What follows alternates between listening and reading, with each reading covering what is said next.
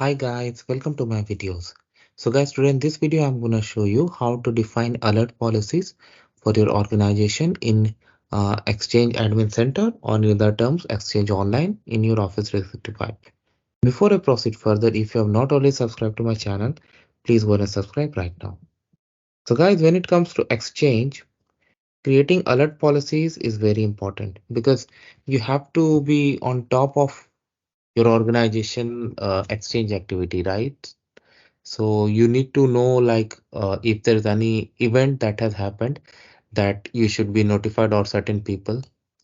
So you see that in front of you, I have opened Exchange Admin Center, and then under mail flow, I have alert policies. So what it says, create alert policies to notify you when certain email related event occurs. You can create policies for domain loops, new users forwarding emails, slow mail flow, new domains being forwarded email, delayed or rejected messages, and more.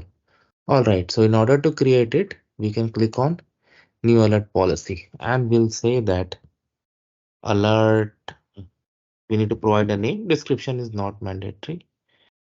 Next, settings. Yeah. All right. Severity. How severe you want this alert to be? High, medium, low. So I can put it high. Categories under mail flow. Trigger alert when following insight is generated. What are the things?